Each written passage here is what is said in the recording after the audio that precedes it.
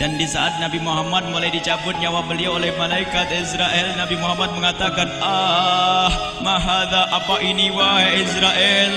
Malaikat Israel kemudian menjawab, ya Rasulullah, itu adalah sakaratul maut.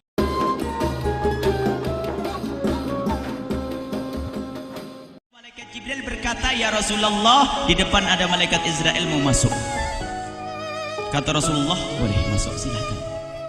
Kemudian malaikat Israel mengucapkan salam, dan setelah mengucapkan salam, malaikat Israel menawarkan, ya Rasulullah, aku disuruh oleh Allah untuk mencabut nyawamu atau membiarkan engkau. Dalam riwayat, aku disuruh oleh Allah untuk memberikan pilihan kepadamu, al-baqa' fid dunya, tetap di dunia, atau ar-rafiqal a'la, atau dengan Allah. Nabi Muhammad menjawab, ar-rafiqal a'la, dengan Allah.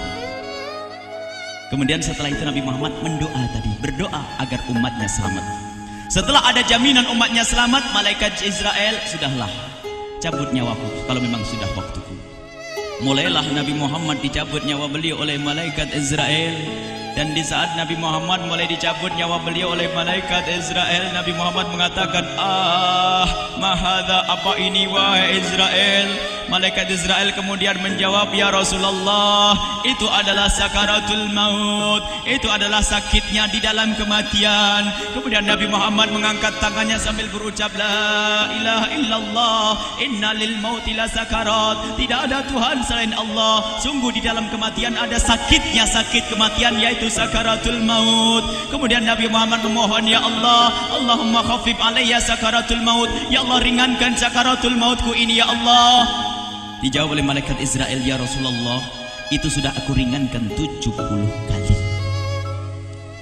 Nabi Muhammad menoleh, apa malaikat Israel? Sudah kau ringankan 70 kali keringanan? Iya ya Rasulullah, sungguh aku tidak pernah mencabut seorang hamba lebih lembut dari cara mencabut nyawamu. Ini sudah aku ringankan 70 kali. Setelah itu justru Nabi Muhammad menangis, Israel, 70 kali rasanya masih sakit. Iya ya Rasulullah, memang itu sakaratul maut. Lalu bagaimana engkau mencabut umatku, wahai Israel? Allah, yang diingat siapa? Umat. Kalau engkau mencabutku dengan ringan seperti ini masih sakit, bagaimana engkau mencabut umatku, ya Israel? Dijawab oleh malaikat Israel, umatmu manusia biasa, ya aku cabut. Ya Rasulullah, begitu saja. Ya sudah, begitu habis. Nabi Muhammad menangis. Tiba-tiba Nabi Muhammad mengangkat tangan dan memohon kepada Allah, Allah, inna lil mauti la sakarat, la ilaha illallah, inna lil mauti la sakarat, sungguh di dalam kematian ada sakaratul maut. Allahumma khaffif ala ummati sakarat maut, ya Allah, ringankan dari umatku sakaratul maut, wa thaqqil alayya, dan bebankan kepadaku. Sampai tidak sadar doanya Nabi Muhammad seperti itu, thaqqil alayya, itu doa cinta. Seorang ibu yang pernah punya anak itu, lihat kalau doa Rasulullah ini masih dilakukan. Bagaimana Rasulullah bisa doa begitu? Itu bahasa cinta yang tidak bisa diterjemahkan dengan oleh akal. Seorang ibu kadang-kadang, ibu yang di belakang, ibu mau dikasih sakit oleh Allah? Mau, Bu? Ibu jauh sekali. Ibu mau dikasih sakit? Jawabnya tidak mau. Tapi suatu ketika seorang ibu melihat anaknya sakit, ngomong, sudahlah nak, jangan kamu yang sakit, biar ibu yang sakit. Ada atau tidak? Kenapa ngomong begitu? Itu bahasa cinta itu. Tidak rela kalau anak ini sakit, biar aku saja yang sakit. Itu yang dirasakan Rasulullah. Sakaratul maut begitu sakitnya, membayangkan betapa sakitnya umat Nabi Muhammad di saat dicabut nyawa beliau. Maka Rasulullah mengatakan, ya Allah, ringankan sakaratul maut dari umatku, bebankan kepadaku saja, ya Allah. Wala sawfa yu'tika fatarda. Permintaan Nabi Muhammad tidak ditolak oleh Allah, dikabul dan dikabul, wahai Muhammad. Sallu ala Nabi Muhammad. Dan benar, sakaratul maut kita ditahan oleh Rasulullah, ditanggung oleh Rasulullah, sehingga digambarkan oleh Imam Bukhari di saat Nabi Muhammad dicabut nyawa beliau, Siti Aisyah yang ada di situ. Rasulullah berada di pangkuan Siti Aisyah, yang saat itu Siti Aisyah melihat keringat dingin keluar dari kening Rasulullah. Siti Aisyah tidak pernah melihat keringat keluar seperti itu. Bahkan di saat dipegang kepala Rasulullah, panasnya melebihi dari panasnya orang biasa. Setiap kali ada kain dicelupkan di air, ditempelkan di kening Rasulullah langsung mengering. Saat itu Nabi Muhammad mengucapkan kalimat la ilaha illallah innal lil mauti lasakarat. Kemudian Nabi Muhammad berpesan dengan banyak pesan, dan di antara pesan Rasulullah adalah akri minni ala ummati salam, akri minni salam ala ummati wa ala man ittaba'ani wa ala man tabi'ani min ila yaumil qiyamati. Aku titip salam kepada umatku dan orang yang mengikutiku sampai hari kiamat. Sadari salam Rasulullah. Sebelum meninggal masih ingat titip salam. Salam kepada siapa? Bukan salam kepada siapa-siapa, tapi salam kepada kita. Maka mari kita mengucapkan salam kepada Rasulullah, karena Rasulullah sudah salam duluan kepada kita. Mari kita sejenak bersalam kepada Rasulullah dan hadirkan Rasulullah ada di mata kita dan di hati kita. Mari kita bersama-sama mengucapkan salam. Assalamualaikum ya Rasulullah. Assalamualaikum ya Rasulullah. Assalamualaikum ya Habiballah. Assalamualaikum ya Nabi Allah. Rasulullah mengucapkan salam untuk kita. Dan di saat itu Rasulullah keringat dingin keluar, maka oleh Siti Aisyah diusap. Oleh Siti Aisyah diusap, bayangkan saat itu Nabi Muhammad di pangkuan Siti Aisyah dan diusap oleh Siti Aisyah. Siti Aisyah berkata, keringat Rasulullah mengucur deras hingga aku usap, dan aku usap dengan tangannya Rasulullah. Diusap dengan tangannya Rasulullah. Siti Aisyah memegang tangan Rasulullah sendiri yang digunakan untuk mengusap keringat Rasulullah. Sahabat bertanya, Aisyah, kenapa harus dengan tangan Rasulullah tidak dengan tanganmu? Lihat jawab Siti Aisyah, karena tangan Rasulullah lebih lembut dari tanganku. Sallu ala Nabi Muhammad. Masih sempat nyanjung itu sahabat Nabi. Dalam keadaan begitu masih menyadari kelembutan tangan Rasulullah, jasad Rasulullah, kemuliaan Rasulullah sallallahu alaihi wasallam. Dan aku lebih menginginkan bahwasanya yang menyentuh jidat Nabi Muhammad adalah tangan yang paling mulia di dunia dan di akhirat. Siti Aisyah enggak berani menyentuhkan. Pengennya yang disentuhkan di kening Rasulullah adalah tangannya Rasulullah sallallahu alaihi wasallam. Kemudian setelah itu Nabi Muhammad merasakan sakit yang sangat untuk kita.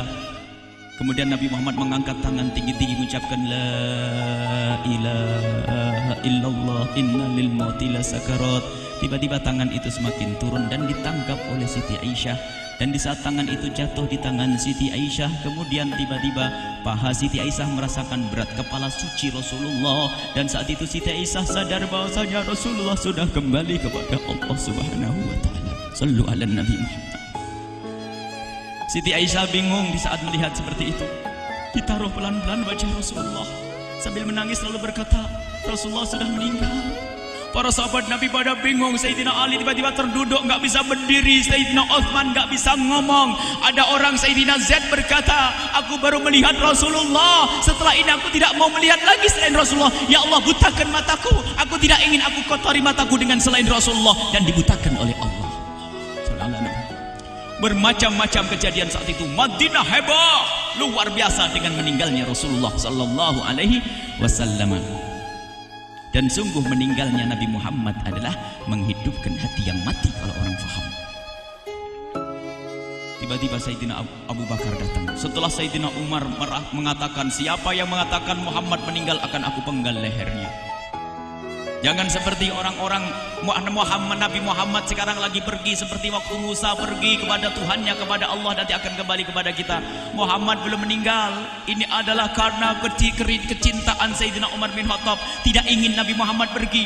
Tiba-tiba datang Sayyidina Abu Bakar As-Siddiq lalu masuk ke kamarnya Rasulullah, lalu masuk kepada Rasulullah, kemudian mengecup kening Rasulullah. Dan Sayyidina Abu Bakar berkata, ya Rasulullah, tibta hayyan wa mayyita. Ya Rasulullah, engkau tetap harum dalam keadaan hidup dan harum setelah meninggal dunia. Sallu ala Nabi Muhammad. Hingga sampai setelah hari besoknya meninggal Rasulullah, Senin sore, Selasa malam, Rabu dikubur Rasulullah sallallahu alaihi wasallam. Setelah dikubur, Sayyidat Fatimah bertanya kepada Sayyidina Abdullah ibn Abbas, Sayyidina Anas, wahai Anas, hai Anas, sambil menangis Sayyidat Fatimah Zahra, hai Anas, bagaimana engkau tega? Atabat anfusukum an tahtu ra'sa Rasulillah. Apakah engkau rela menaburkan debu di atas kepala Rasulullah? Sayyidina Anas menangis kaget, ya wahai binta Rasulullah, kalau kami tidak dilupakan oleh Allah, niscaya tidak ada yang bisa mengubur Rasulullah. Jadi saat itu dilupakan oleh Allah, sehingga mereka tidak menyadari melakukan itu semua. Kalau mereka sadar, tidak akan bisa mengubur Rasulullah sallallahu alaihi wasallam. Ini yang diungkapkan oleh Sayyidina Anas, kalau seandainya kami tidak dilupakan oleh Allah, niscaya kami tidak akan mampu mengubur Rasulullah sallallahu alaihi wasallam.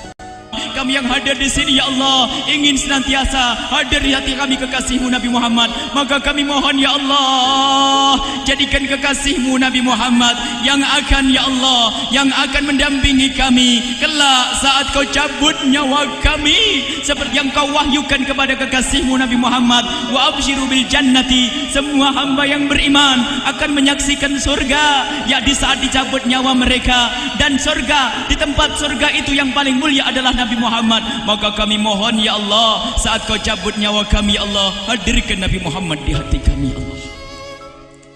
Dan kami mohon, ya Allah, saat di alam barzah nanti, ya Allah, saat yang sangat mengerikan itu, ya Allah, kami mohon hadirkan kekasih-Mu Nabi Muhammad, sehingga kami tidak takut dan gentar lagi dengan malaikat mungkar nakir. Dan ya Allah, kami mohon di saat di padang mahsyar nanti, ya Allah, hadirkan kekasih-Mu Nabi Muhammad. Jadikanlah kekasih-Mu Nabi Muhammad yang akan menemani kami dan akan membonceng kami, membawa kami ke telaga Kausar. Lalu kami diberi air minum dari air telaga Kausar hingga kami tidak akan haus selama-lamanya. Ya Allah, jadikan kekasih-Mu Nabi Muhammad yang akan menemani kami di saat kami menyeberang Siratal Mustaqim hingga kami tidak akan terjerumus ke neraka Jahanam.